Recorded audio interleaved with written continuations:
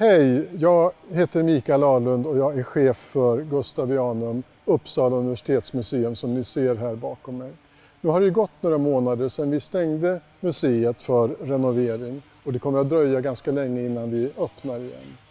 Men nu är det inte så att Gustavianum har gått in i någon törnrosasömn under den här perioden, utan som ni hör så pågår det ju febril aktivitet där inne. Och det handlar framförallt om att vi vill skapa ett bättre inomhusklimat för våra föremål. Så att de ska må bättre, så att vi kan bevara dem samtidigt som vi visar dem i framtiden.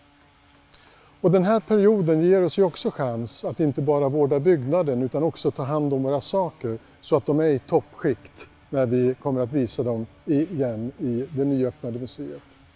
Så vi ska titta på lite grann hur det kan se ut. Följ med mig här.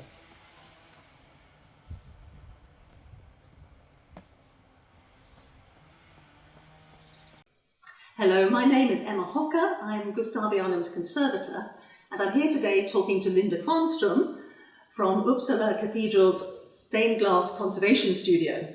And Linda has got the task of conserving some of the objects in our collections. These are some stained glass windows from medieval times, dating to the early 14th century.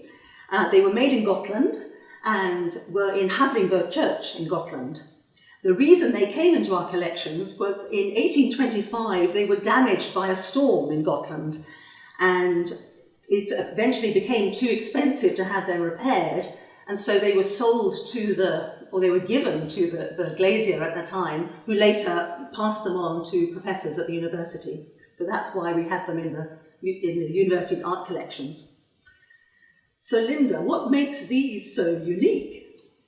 Well, the fact that we have very little stained glass in Sweden and the Nordic countries makes it very unique.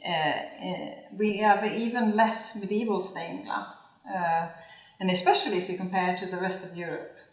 90% of the medieval stained glass comes from Gotland, like this does, in all of the Nordic countries, and it's very unique. Okay, and how are they made, these pieces? The color comes from the glass itself, and then you paint with vitreous paints. You make the tracing lines first, and then you make the shading. And they're fired in the kiln so that the paint is actually fused to the glass surface. We also have silver stain, which actually gives stained glass its English names. And it's silver nitrate, and the silver irons actually dyes the glass yellow. So that's the only time you can paint a colour. Otherwise, the colour comes from the glass itself. All right, interesting. Okay. And now you've had a chance to look at them. Do they have any special resonance with you? Oh, definitely. I mean, you can tell that the craftsmanship was very high, especially if you look at the sword, where they've actually abraded away part of the red flash to reveal the white substrate glass, so you can see the blood pouring down the sword, which I find very amusing and interesting, and it takes a lot of work to abrade away glass. That brings me on to the question of the motif. What is represented here?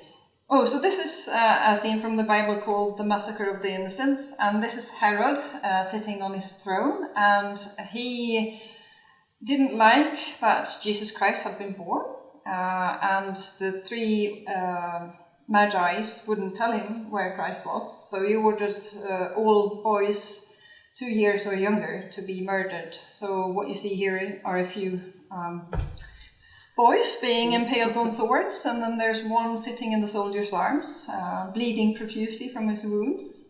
And you can also see a small animal under the throne, which I don't know why it's there, but I think it might be to tell you that Herod is actually not a very nice man. As if we didn't know, right?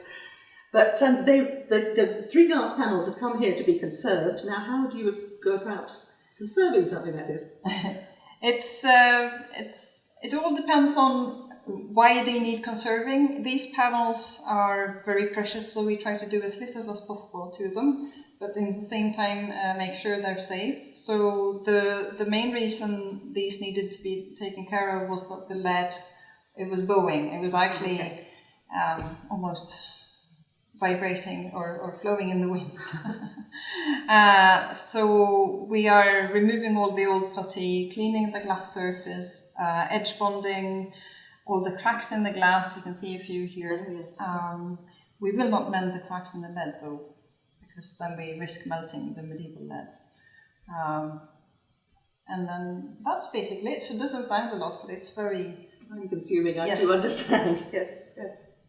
And do you find, as a conservator, I know myself, that because you're one of the first people to look at this in detail, you find yourself getting into the head of the maker? Oh, definitely. I just, it's so interesting because you can almost feel, you can get into the mindset of the maker. Yes. You can feel the joy emanating from the stained glass panel in this case, I think, because it's just the amount of work we put into it, and to know it's high up in a window somewhere in a church and no one else will see it for up close for several hundred years maybe. Someone who took pride in his work, as I'm sure you do. So we look forward to seeing these in our newly renovated museum in a couple of years' time. Thank you, Linda. Thank you.